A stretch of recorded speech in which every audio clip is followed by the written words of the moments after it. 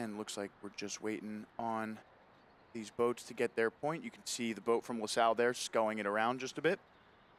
Yeah, let's talk a little bit about that too, Joe. Tell us a little bit about what sculling is, because we're sitting up here at the starting line. We actually don't have much weather going on. As you can see, barely a whisper across the water here.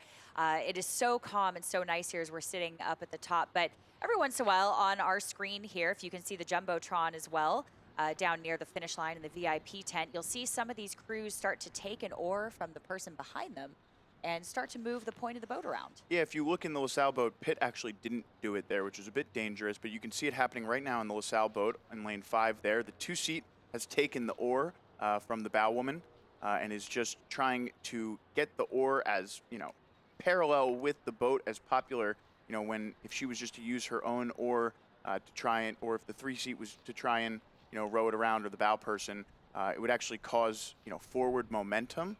So when you get the oar super parallel with the boat there, it can allow you to just adjust the point without moving forward quite too much, which is important because, as you can see, they're just humans holding those boats in. So if they start to get some forward momentum, it can get really hard for those people on those stake boats who are, laying on their stomachs there. You can't really see them to hold on to the boat, and we can get these boats to come out, which happens quite often at the junior level. I was doing the Philadelphia City Championships last week, and yeah, the officials were just hoping for the best and sending them down the course at times after waiting for 10 minutes to get these boats in. But these college rowers should have a little bit more experience. Looks like we've all boats sitting ready, and yeah, a bit of a quick start there. Pitt caught a little unaware because of it, but we are underway here in the women's freshman Novice 8 event.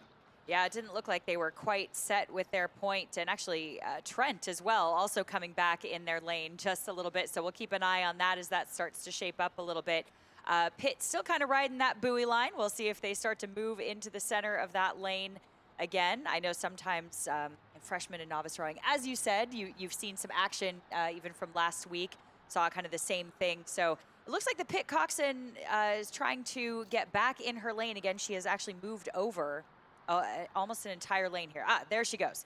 All right, starting to realize that she has moved over, taking perhaps the scenic route, the Tour de Touquet, as we say, but coming back in her lane now to get back in the race against Trent and LaSalle that is now barreling down the course here. Yeah, it's tough.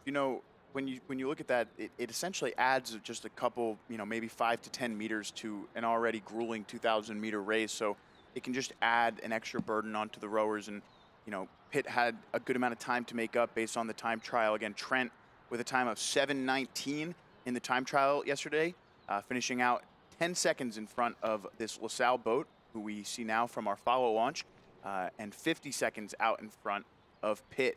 And, early going here, just about 300 meters into this one, and Trent already has about a 3-second boat length lead on LaSalle here. And you can see outstroking them through the start.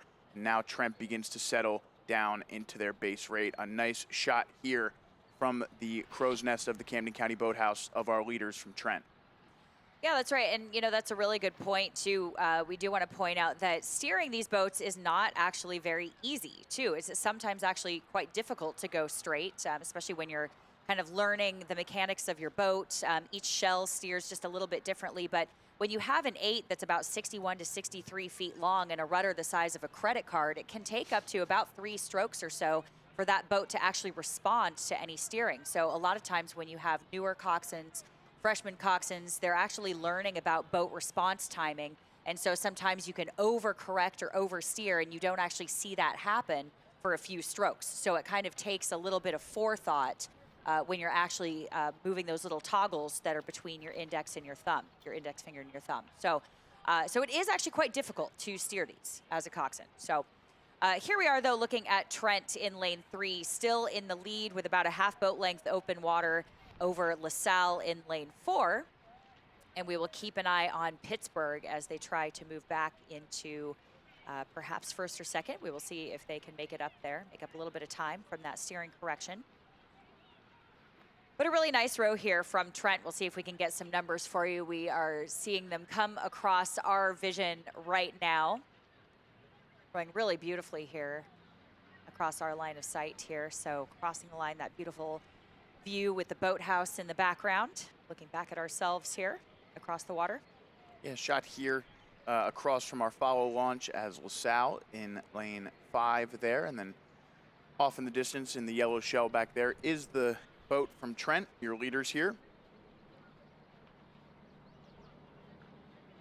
And you can see that lead for Trent, just about a full boat length of open water now on the LaSalle boat. Yeah, we do see Pitt in the back there, again, coming back into their lane. So again, just kind of trying to get a little bit of a grip here on the steering, which is understandable. But we're looking at Trent here again, still rowing fairly conservatively. As we've said, they haven't had to bring the rate up too much. They are in a pretty comfortable lead here. We're looking at about a boat and a half length open water over LaSalle in lane 4. And Pitt trailing behind them. So falling off the pace just a little bit is Pitt there if you're looking at the screen in the background in lane 2.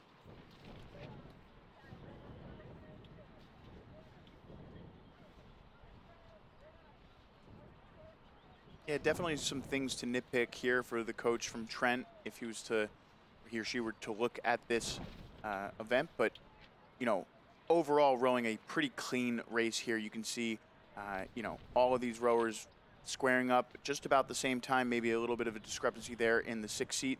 But she's still getting her blade, squared well enough early, and then all of them exiting at the same time here. So a pretty solid, clean oar work race from Trent here, allowing them to build such a dominant lead through the first 1,250 of this one. Yeah, that's right. One thing Trent is doing pretty well here, though, again, as we've said before, we could be nitpicky all day with every crew, couldn't we? But this Trent crew is actually doing a really good job being pretty patient coming into that last quarter, which is basically the top here right before they put the blades in the water before the catch. So they're pretty patient coming back up to the catch, getting the hands away together. And we can see that here in this beautiful bird's eye view with the drone. Again, thank you so much to 5 Tribes doing a fantastic job being our eyes in the sky here so we can see these beautiful shots. But look at the hands coming out together here. So again, as we've said before, we could be nitpicky all day long, but they're getting their hands away, they're getting their bodies over together and swinging pretty well together. And who are we to say? They're in first, so they're having a great row down the course here, opening up more and more water over LaSalle and doing a great job of it. So again, rowing at about a 32 or so. Again, we're going to keep an eye on that as they start to come into the last 250. That is the red buoys here, the danger zone for crews that are close or in danger of losing a medal. But right now, it is Trent for the gold. So right now, it is theirs to lose. We look behind them there at that LaSalle crew. Also having a really nice row here. I don't really think challenging Trent at this point for the gold, but a solid silver for LaSalle at this point. We'll see. We never say never, of course, but right now you are looking at Trent as your leader as they come down the chute for the last few strokes.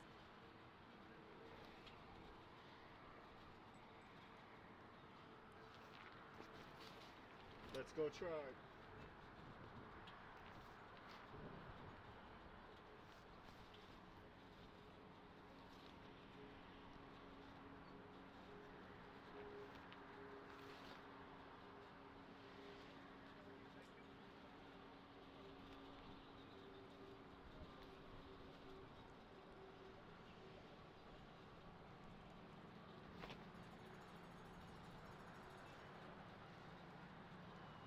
All right, final 100 meters here now for the team from Trent. It does look like they took a bit of a sprint here, despite their large lead, just putting down their best possible piece.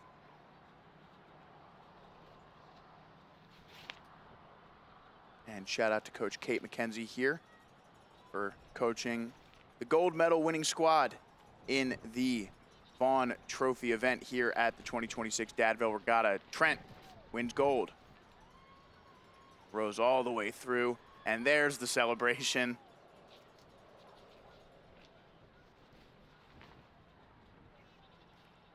Gotta respect this, a boat that takes a few strokes through the finish line. And LaSalle finishes with the silver. And Pitt will finish third and take the bronze.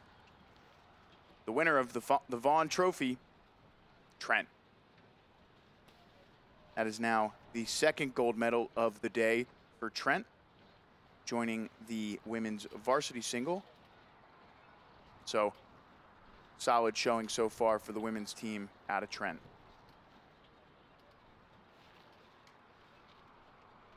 We're going to take a quick break.